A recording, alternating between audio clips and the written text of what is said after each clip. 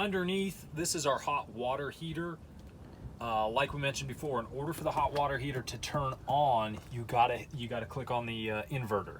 So once the inverter is on, as soon as you twist this here knob, it actually has a label on here. We always leave it in just the kind of that ideal. It says ideal on it, ideal position. As long as your inverter is on, this is going to continue to keep your water hot. Now the next step is utilizing your actual shower system here, and I'll just climb on through. You don't have to climb through this way, but essentially what we do here, we've got our water pump on this rear switch panel. You press it the first time, nothing happens. You'll notice the light's not on. Press it the second time, you may not be able to hear it, but you can actually hear the water pump kicking on.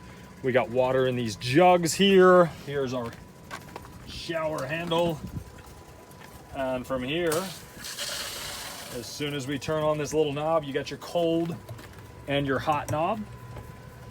Underneath, we've got numerous different settings, just like you're outside doing your gardening. And now I'm going to spray the camera. So you can choose here what you need. That water warms up pretty quick. It keeps about 2 gallons inside the water heater, and then we've got our 6-gallon jugs here. Make sure once you're done, one of the things we want to make sure you don't do is run that water pump dry. So try to pay some attention to how much water is left in your jugs, and replace and refill those water jugs before you run the thing dry. If you do, just make sure you shut your water pump off. And just like that, water pump operation complete.